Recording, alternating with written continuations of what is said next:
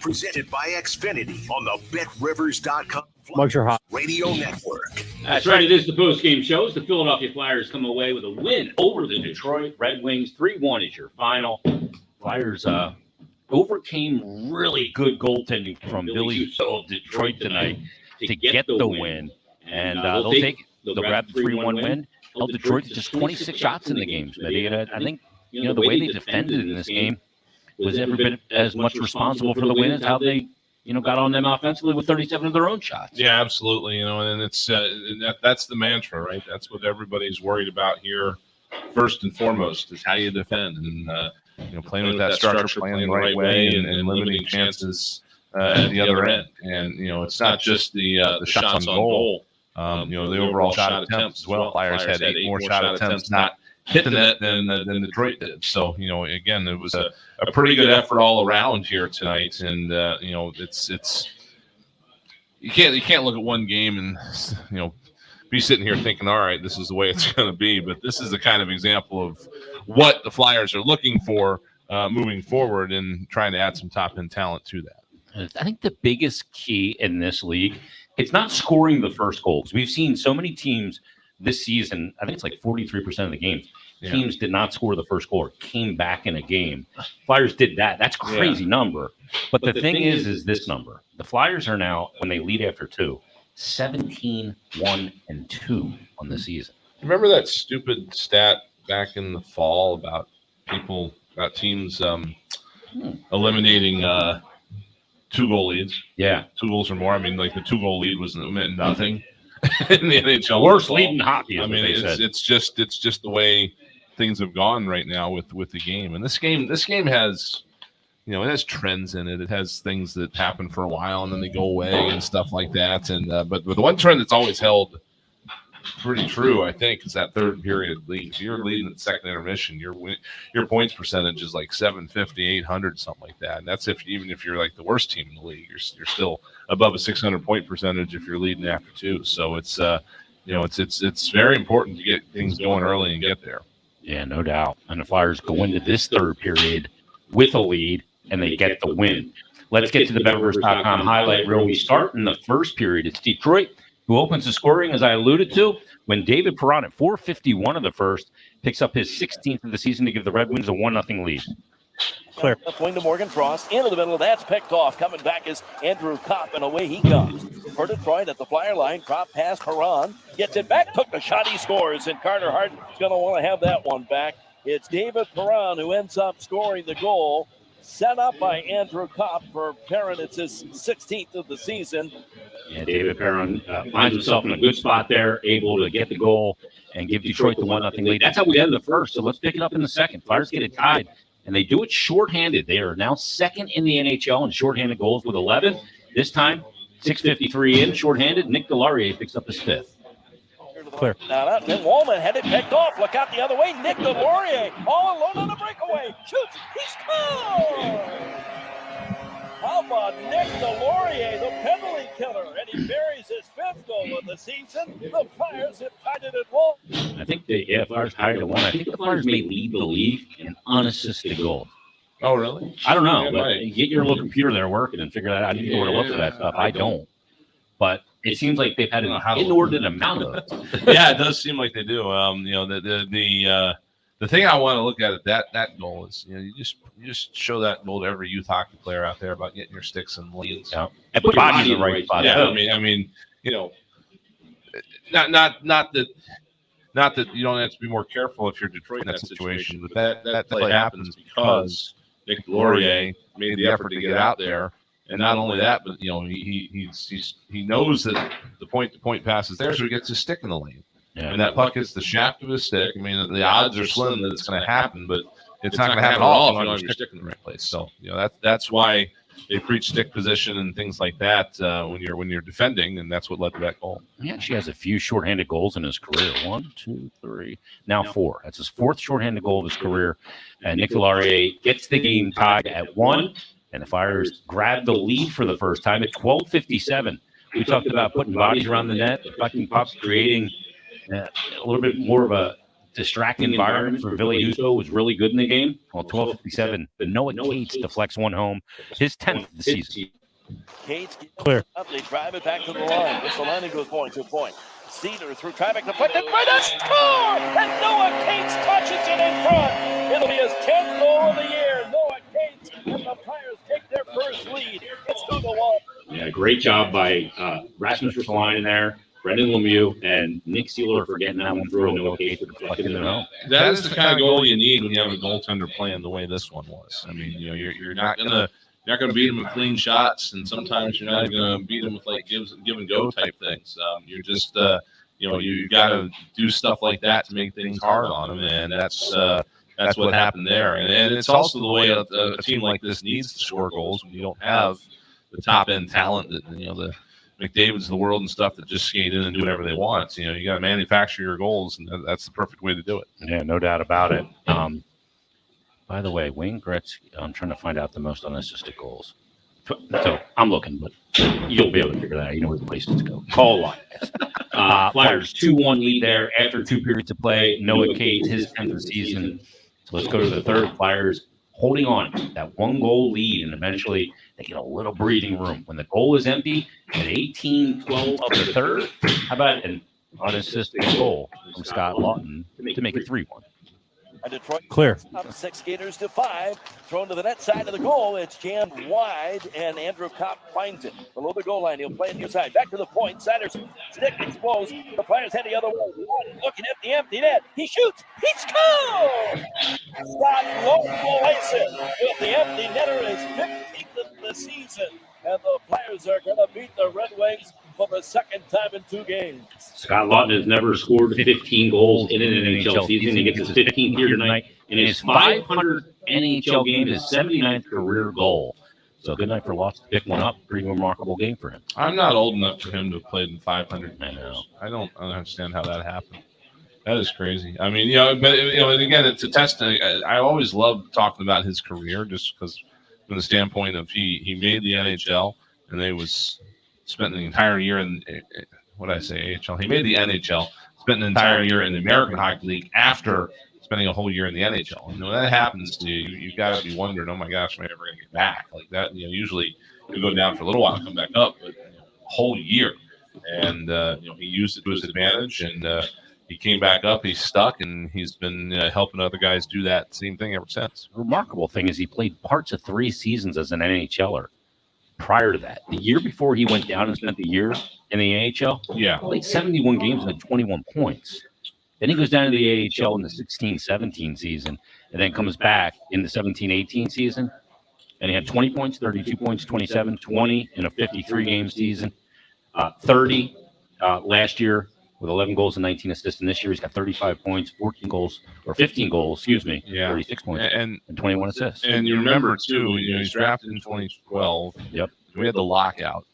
And so he was in Oshawa, I assume, up until the lockout ended. And then he got that quick tryout.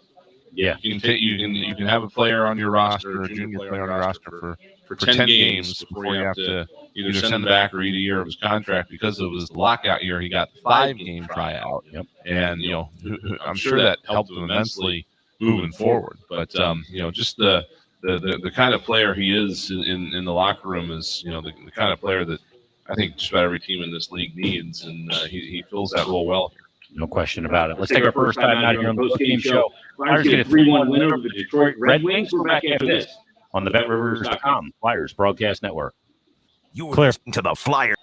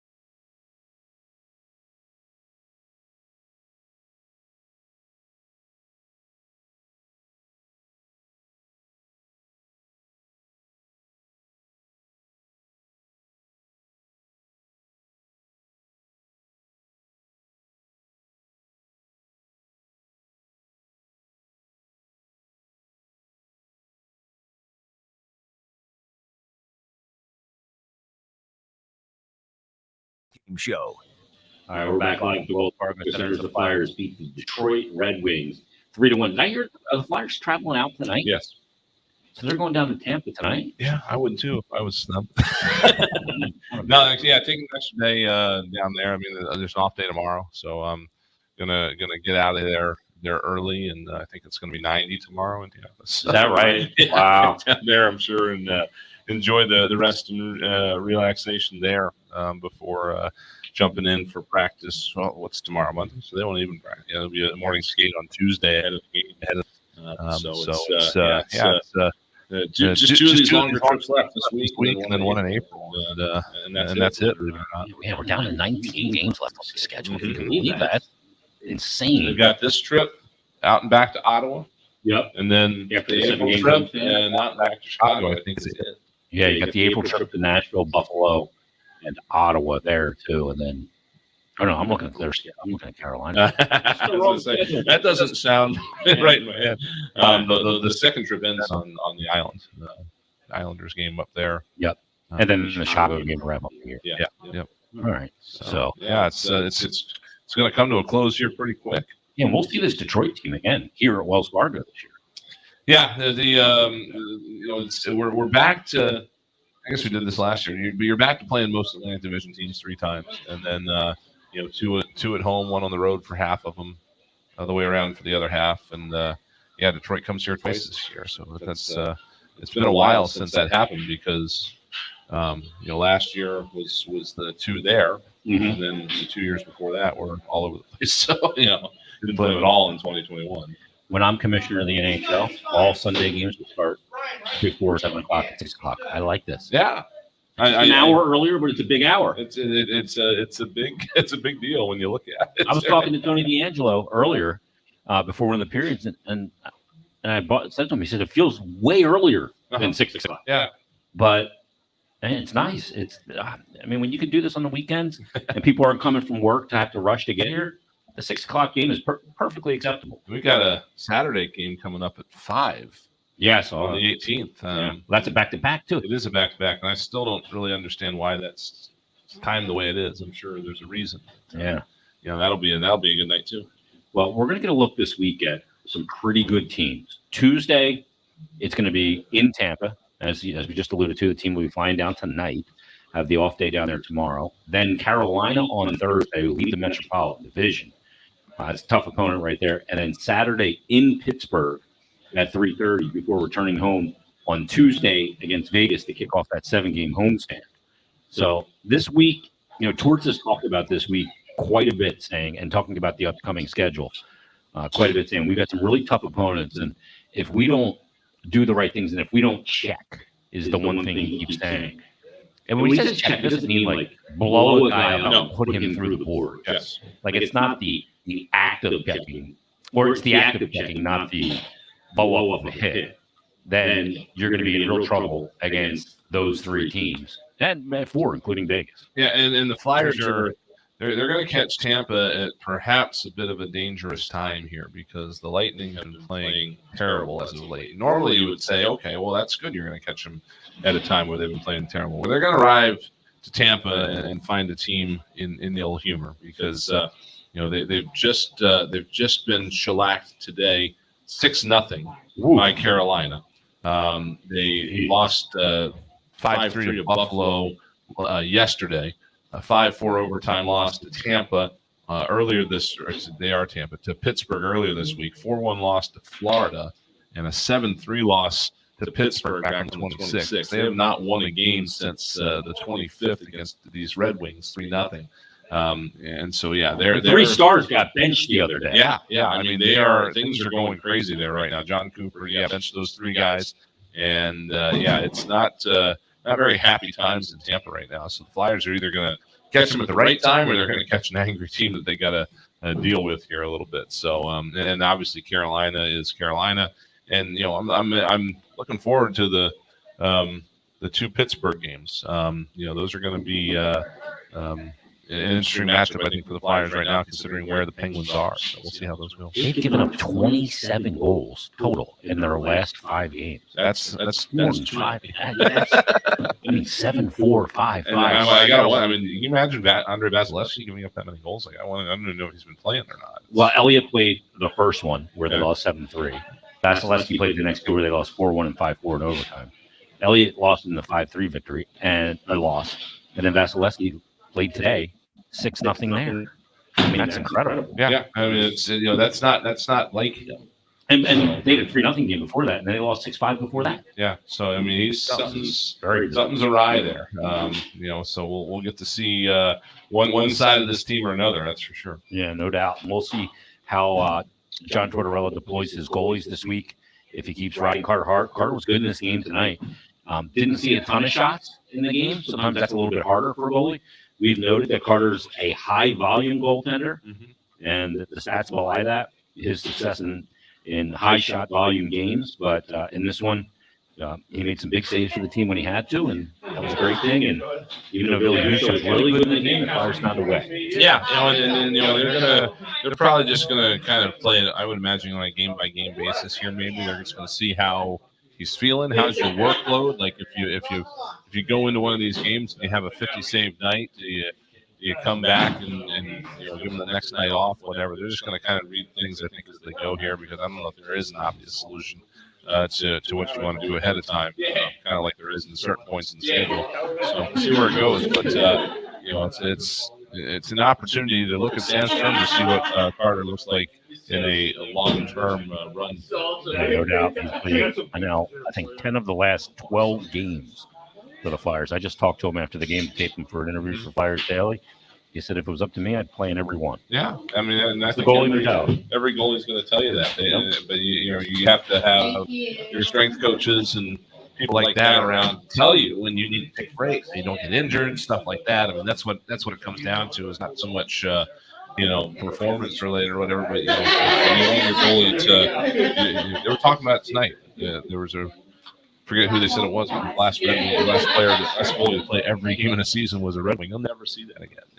Nowadays, it's a lot to play 50 games. Yeah. 50, 60. Or 72 or 74. It's insane. Never do that anymore. Yeah, and so it's the same thing as Major League Baseball, 4-man rotation. They have 5 now, stuff like that. It's just changing times. So yeah, I mean, they certainly don't want to put him in a situation where he's going to be injured or whatever, and they'll figure it out as it goes. All right, let's wrap things up there. Red Wing. Let's thank a few people before we get out of here. Let's start with our studio engineer. How about Mike Vito? Nice job tonight. Haley on highlights tonight? Yes. Haley highlights. Good job done. And for our on-site engineer, Betsy Bennett. For Tim Saunders, Steve Coates, Brian Smith, I'm Jason Tibbs. You're listening to Philadelphia Flyers Hockey, a 3-1 win over the Detroit Red Wings from the BetRivers.com Flyers Broadcast Network. Have a good night, everybody. You guys are clear? An exclusive presentation of Philadelphia Flyers hockey.